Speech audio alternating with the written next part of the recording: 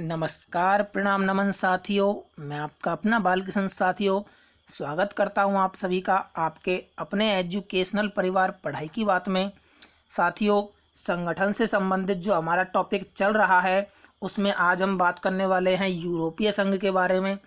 संगठनों के ऊपर सार्क, आसियान, यूएनओ, आसियान और G7 या G8 राष्ट्रों के ऊपर मैं आपको वीडियो उपलब्ध करवा चुका हूं। यदि अगर आपने उनको नहीं देखा है तो एक बार चैनल को विजिट कीजिए और वहां से उन वीडियो को देख लीजिए और उनको विद ट्रिक के साथ साथ ही उनको याद कीजिए। एक दो बार अगर आप वीडियो को देख लोगे तो उसमें ही उसकी सारी चीज़ें, जितना भी मैटर आपको याद हो जाएगा, ये मेरा दावा है साथियों। ठीक है साथियों, आज यूरोपीय संघ के बारे में हम बात करने वाले हैं कि इसकी स्थापना कैसे हुई और ये आने वाले एग्ज़ाम में किस तरह से इम्पोर्टेंस रखता है और कहाँ से आने वाली एग्ज़ाम में प्रश्न इस यूरोपीय संघ में से हमसे पूछे जा सकते हैं। ठीक है साथियों, आओ हम बात कर लेते हैं यूरोपीय संघ के बारे में, जान लेते हैं ये क्या है, इसकी स्थापना कैसे और कब की गई। तो यूरोपीय संघ, यूरोपीय यूनियन, ये क्या है? यूरोपीय देशों का राजनीतिक और आर्थिक संगठन है। ठीक है साथियों, इसका जो विकास है विभिन्न स्तरों पर हुआ, अर्थात यूरोपीय संघ की जो स्थापना है, यूरोपीय संघ की स्थापना किसी एक समझौते या संधि द्वारा नहीं की गई है, बल्कि विभिन्न संधियों तथा उनमें संशोधन के बाद हुई है। यानी कहने का मतलब ये है कि किसी एक ही दिन संधि नहीं की गई, एक ही दिन राष्ट्र एक जगह पर बैठने के बाद इसकी स्थापना नहीं करते हैं। काफ़ी सारी संधियां की जाती हैं जिसके तहत इसका निर्माण किया गया। किसका? यूरोपीय संघ का। उसके बारे में हमसे बोला जा रहा है। आगे देखते हैं आगे क्या बोला जा रहा है कि इसके विकास में पेरिस संधि जो कब हुई थी? 1951 में हुई थी। रोम की संधि 1957 में हुई थी और मास्त्रिच की संधि जो 1993 में और लिस्बन की संधि 2009 में, इनका महत्वपूर्ण योगदान रहा है। ठीक है साथियों, यदि अगर आप किसी डेस्क्रिप्टिव एग्जाम की तैयारी कर रहे हो तो उसमें ये सारी चीज़ें इंपॉर्टेंट है, और यदि अगर आप एसएससी रेलवे के लिए तैयारी कर रहे हो तो वहाँ भी ये इंपॉर्टेंस रखती है साथियों।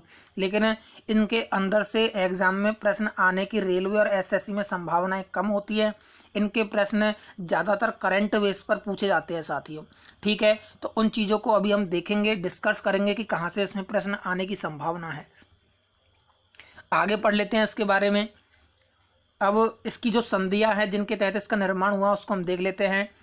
पहली संधि है पेरिस की संधि। इस संधि पर 1951 में हस्ताक्षर किए गए। 1952 में इसको लागू कर दिया गया और जब इसको लागू किया तो यूरोप के 6 देश, इन्होंने कोयला और स्टील समुदाय का गठन किया, जिसमें पश्चिम जर्मनी, ये जो देश हैं, ये 6 देश हैं, इन्होंने गठन किया था, ये शामिल थे और इनको यूरोपीय यूनियन के क्या माना जाता है? संस्थापक देश माना जाता है। यानी कहने का मतलब ये है कि ये जो 6 देश हैं, इन 6 देशों ने शुरुआत की थी इस संघ को बनाने की या वर्तमान स्वरूप देने की। इन 6 देशों ने, Germany, Belgium, France, Italy, Luxembourg और नीदरलैंड, ये 6 देश थे साथियों, इन्होंने इसकी शुरुआत की थी। और इसकी जो संधि थी उसका जो रोल माना जाता है इसकी शुरुआत में, वो इम्पोर्टेंट संधि कौन सी मानी जाती है? पेरिस संधि इसकी इम्पोर्टेंट मानी जाती है। आगे बात कर लेते हैं अपन रोम की संधि की। रोम की संधि के तहत इसमें क्या बदलाव किया गया उसको अपन एक बार देख लेते हैं। तो इस संधि के द्वारा यूरोपीय आर्थिक समुदाय का गठन किया गया। यूरोपीय आर्थिक समुदाय का गठन किया गया था साथियों। ठीक है, यूरोपीय आर्थिक समुदाय का संस्थापक ढांचा तैयार किया गया। इस संधि के द्वारा ही यूरोप में एक समान प्रशुल्क संघ यानी इक्वल टैक्स ऑर्गेनाइजेशन, यानी एक जैसा शुल्क, उसका गठन किया गया था। आगे 1967 में इससे पहले हुई सभी संधियों को मिलाकर यूरोपीय समुदाय बनाया गया। ठीक है साथियों, आगे देखते हैं अगला पॉइंट है यूरोपीय अधिनियम 1987 के द्वारा यूरोप का आर्थिक एकीकरण करने का प्रयास किया गया, जिसके लिए सभी सदस्य देशों को क्या दी गई? 1992 में यूरोपीय सेंट्रल बैंक की स्थापना की गई, इन सभी देशों ने मिलकर। ठीक है साथियों, तो आपको यहाँ से पेरिस संधि ध्यान रखनी है, 1951 में हुई थी, 6 देशों के बीच हुई थी और वहाँ से इसको एक खाका मिल गया था तैयार होने का, वर्तमान स्वरूप मिलने का। ठीक है साथियों, आगे बात करते हैं। आगे जो इम्पोर्टेंट क्वेश्चन है वो आपका थोड़ा आगे आएगा कि वर्तमान दृष्टि में ये यूरोपीय संघ क्यों अहम है, या कहाँ से आने वाली आरआरबी की जो एग्ज़ाम है, एसएससी की जो एग्ज़ाम है, या जो भी एग्ज़ाम है जिनमें नेशनल करंट से संबंधित क्वेश्चन आते हैं, वहाँ पे इनमें से किस तरह के ऑब्जेक्टिव टाइप के क्वेश्चन अपन को देखने को मिलेंगे, उसको अब अपन देखने वाले हैं। ठीक है साथियों, पहले हम संधियों की बात कर रहे थे, उसमें जो संधि, एक संधि और देख लेते हैं हम, मास्त्रिच की संधि 1993 में हुई थी ये। इस संधि के द्वारा यूरोपीय समुदाय का नाम बदलकर यूरोपीय यूनियन कर दिया गया। तो ये थोड़ा सा इंपॉर्टेंट है कि यूरोपीय यूनियन नाम कब किया गया, किस संधि के तहत किया गया।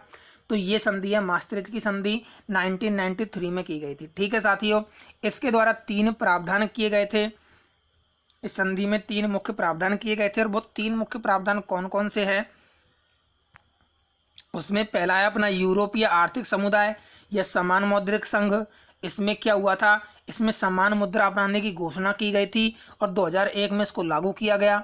अभी तक यूनियन के केवल 19 सदस्य देशों ने ही संधि पर मुद्रा यूरो को अपनाया है, यानी ये जो 19 देश है ये यूरो को अपनाते हैं। ठीक है साथियों, तो इस तरह से इसमें एक ही मुद्रा की क्या की गई थी, जो घोषणा वो की गई थी और इसको लागू किया गया था। दूसरा जो प्रावधान है इस संधि के तहत, वो क्या किया गया था, समान विदेशी नीति और सुरक्षा का मुद्दा उठाया गया था इसमें। यानी यूरोपीय यूनियन में के 27 में से 21 जो देश है वो नाटो के सदस्य हैं। ठीक है, ये जो 27 है, अभी हम बात करेंगे कि इसमें 27 है या 28 देश है, इसकी अभी हम चर्चा करेंगे, और यहाँ से इम्पोर्टेंस रखता है साथियों ये चीज़ हमारे लिए, तो उसको भी हम देखेंगे। तो आगे देखते हैं, 27 देशों में से कितने देश इसके सदस्य है, 21 देश नाटो के सदस्य है। आगे क्यों हैं इसके सदस्य, क्योंकि सुरक्षा के मुद्दे के लिए आपस में एक साथ आए हैं। ठीक है, इनमें यूरोपीय यूनियन की अपनी सुरक्षा का कोई संघ नहीं है, इस वजह से ये जो है इसके नाटो के भी देश है सुरक्षा के लिए। आगे क्या बोल रहा है, अगला जो इसका प्रावधान है तीसरे नंबर का, वो क्या प्रावधान किया गया था, वो गृह और न्याय के मामले के लिए प्रावधान किया गया था। जो 1985 है उसमें शेंजन संधि के द्वारा यूरोपीय नागरिकों को बिना पासपोर्ट पूरे यूरोप में कहीं भी भ्रमण की अनुमति दे दी गई थी। यानी आप बिना पासपोर्ट के पूरे यूरोप में, बिना पासपोर्ट के पूरे यूरोप में कहीं भी भ्रमण कर सकते हो, इसकी अनुमति का प्रावधान इसमें किया गया था। ठीक है साथियों, इसको 1995 में लागू कर दिया गया। एक मिनट, इसको 1995 में लागू कर दिया गया, परंतु यह अधिकार सभी देशों को तुरंत नहीं दिए गए। जैसे रोमानिया, बुल्गारिया, इतना डीप में आप जाओ तो ठीक है, एक बार इसको आप पोज करके पढ़ लेना। अगर आपको ज़्यादा ही डीप में जाना है तो इसका आप एक बार अध्ययन कर लेना साथियों। ठीक है साथियों, आगे हम बात करते हैं, जो इसका इम्पोर्टेंट पॉइंट है वो अब हमारे सामने आने वाला है, कि जो करंट बेस पर इसका जो इम्पोर्टेंस है, या ये क्यों महत्वपूर्ण है करंट बेस पर आने वाली आरआरबी की एग्ज़ामों के लिए और एसएससी की एग्ज़ामों के लिए कहाँ से क्वेश्चन हमको देखने को मिल सकते हैं। वो 2 इम्पोर्टेंट बिंदु हमारे इन दो लाइनों में आपको मिल जाएंगे। ठीक है साथियों, इन 2 लाइनों को, जो आज की सबसे इम्पोर्टेंट लाइन है, इनके बारे में अब हम बात कर लेते हैं। पहला पॉइंट क्या है, यूरोपीय संघ से 2013 में जुड़ने वाला जो देश है वो क्रोएशिया, और कौन सा है, तो वो 28वां राष्ट्र है। आ गया होगा आपको, मैं आशा करता हूँ, पहला पॉइंट समझ में, कि जो क्रोएशिया है वो 28वें नंबर पर इस यूरोपीय यूनियन EU, यूरोपीय यूनियन से जुड़ा था। तो यूरोपीय यूनियन से जुड़ने वाला जो आखिरी देश है, आखिरी राष्ट्र है, वो कौन सा है मित्रों, तो वो क्रोएशिया है। ठीक है साथियों, कब जुड़ा था, तो वो 2013 में जुड़ा था। आगे बात करते हैं यूनाइटेड किंगडम। यूनाइटेड किंगडम है वो 31 जनवरी 2020 को यूरोपीय संघ से अलग होने का फैसला करता है, और इसके बाद ये इससे अलग हो जाता है। तो 28 में से एक राष्ट्र इससे अलग हो गया, तो कितने राष्ट्र इसके सदस्य बचे, तो इसके 27 राष्ट्र सदस्य देश बचे। ठीक है, एक बार दोबारा मैं रिपीट कर देता हूँ। पहला पॉइंट क्या है, 2013 में सबसे लास्ट में जुड़ने वाला जो देश है वो क्रोएशिया है, वो 28वें नंबर पे यानी सबसे लास्ट में जुड़ा था। अब लास्ट में 2013 में जुड़ गया, लेकिन 2016 में ये जो यूनाइटेड किंगडम है, यूके, इसने इसमें अलग होने की, इस संघ से अलग होने की घोषणा की थी।